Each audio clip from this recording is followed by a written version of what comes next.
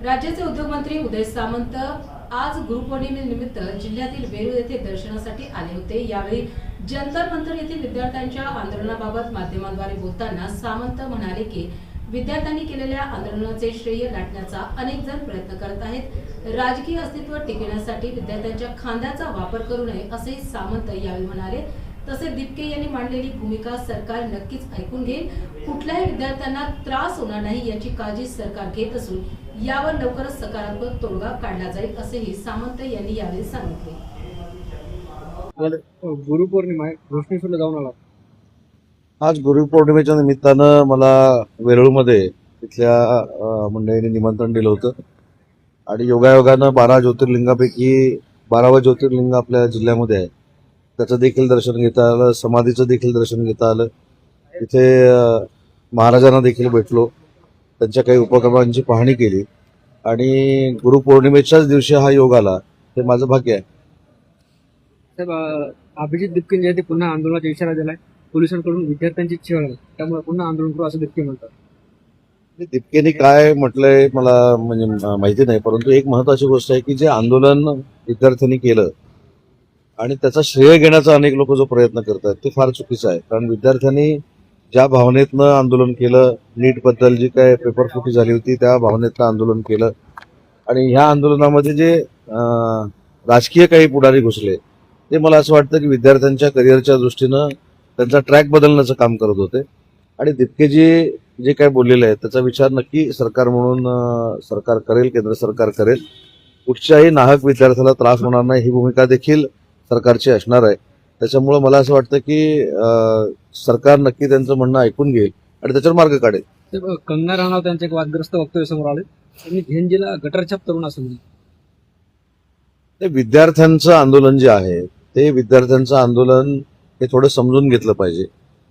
विद्यार्थ्यांनी ज्या पद्धतीनं तिथं भाषा बोलली गेली किंवा नरेंद्र मोदी साहेबांबद्दल बोलली गेली हा एक भाग वेगळा आहे। खरं तर पंतप्रधान महोदय हे संविधानात्मक मोठं पद आहे, परंतु विद्यार्थ्यांची जी भूमिका होती की नीटच्या बाबतीतली की नीटची पेपरफुटी झालेली जी आहे, नीटच्या बाबतीमध्ये ज्यांचा मृत्यू झालेला आहे तर अशा लोकांना देखील मदत मिळाली पाहिजे, नीटच्या बाबतीमध्ये सुधारणा झाली पाहिजे।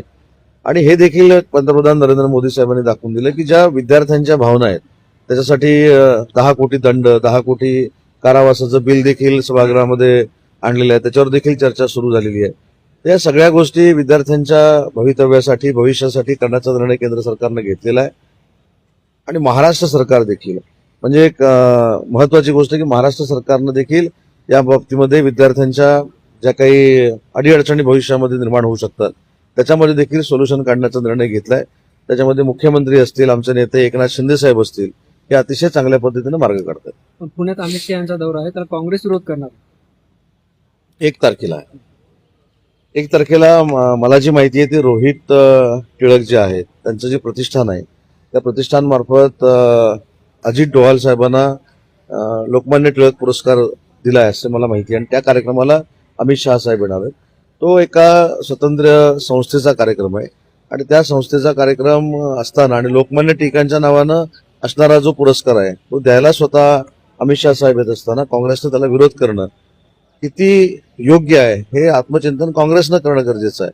मी आपल्याला आठवत असेल 4-5 दिवसापूर्वी देखील सांगितलं की विद्यार्थ्यांचं आंदोलन हे विद्यार्थ्यांचं आंदोलन आहे, विद्यार्थ्यांच्या मनातल्या त्या भावना आहेत आणि विद्यार्थ्यांचं वाईट व्हावं की विद्यार्थी कुठच्या तरी वेगळ्या ट्रॅकवर जावे ते सरकार म्हणून आमची अजिबात भूमिका नाही। परंतु काँग्रेसनं ज्या पद्धतीनं त्या आंदोलनाचा फायदा घेण्याचा प्रयत्न केला त्याच्यामध्ये हे काय आम्ही विरोधक म्हणून बोलत नाही। जे सोनमजी बसले होते उपोषणाला त्यांच्या धर्मपत्नीने देखील सांगितलं, एवढंच कशाला अरविंद केजरीवाल देखील बोलले की राहुल गांधी ज्यावेळी नरेंद्र मोदी साहेबांच्या घरावर गेले त्यावेळी देखील सांगितलं। त्याच्यामुळे काँग्रेसनं स्वतःचं अस्तित्व टिकवण्यासाठी विद्यार्थ्यांच्या खांद्याचा वापर करू नये ही आमची स्पष्ट पद्धतीची भूमिका आहे। साहेब, जरांगे पाटलांनी आंतरवाली सराटीत बैठक बोलावली, राज्यभरातील मराठा समाज बांधवांना एकत्र केले, पुढच्या आंदोलनाची दिशा ठरण्याची शक्यता आहे।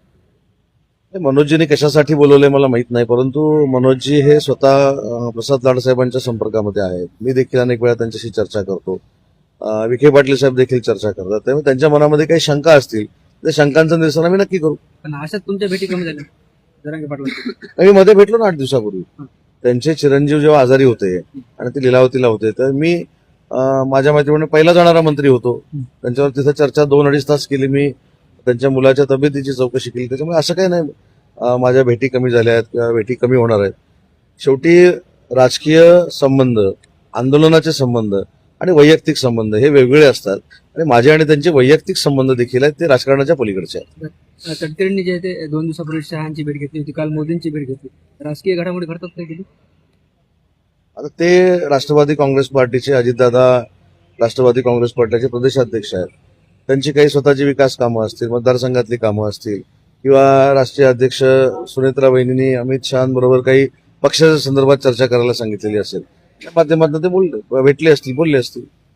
त्यांच्या वक्तव्याची चर्चा सुरू आहे. ती म्हणतात की शेतकऱ्यांना त्रास झाला चालेल, मात्र उद्योजकांना त्रास होऊ नका, असं एक उद्योगमंत्री म्हणून तुम्ही कसं बघताय वक्तव्याचं? ते शेतकरी हा बळीराजा जो आहे, हा आपला देशाचा, राज्याचा कणा आहे. तो आपला अन्नदाता